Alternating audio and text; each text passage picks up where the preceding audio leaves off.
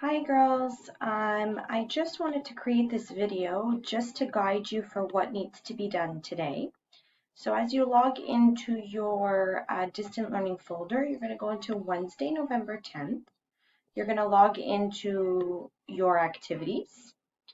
At the top here are the journal questions that you have to fill out at the end of the Remembrance Day booklet. So I'm going to go through the Remembrance Day booklet with you just to remind you what we have completed together. So we did this page together. We did this one yesterday together. We completed this one. And now you should be at page 5. Page 5 is the actual poem that John McCrae wrote. I'm going to read it to you.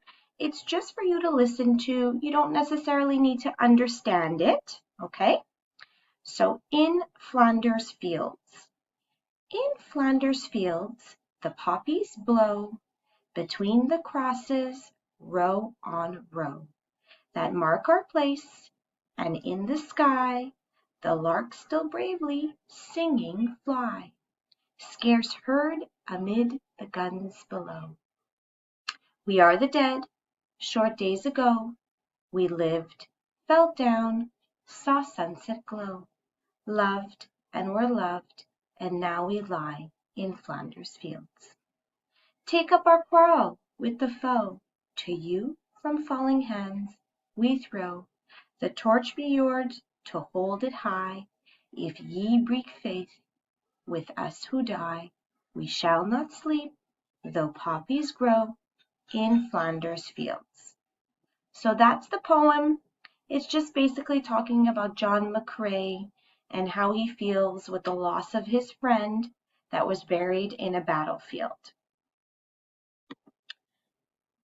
The next page is about Canada's wars, so I'd like for you to just read this out.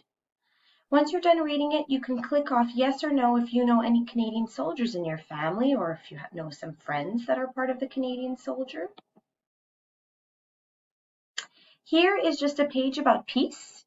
So it tells you that Canadian soldiers have the important job to keeping peace in parts of the world. And I want you to tell me in one sentence, what do you think peace means?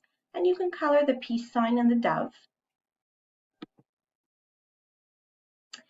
Here's a way, here's a page that just tells you 4 different ways that you can remember our veterans, the soldiers that passed away or those that fought in wars.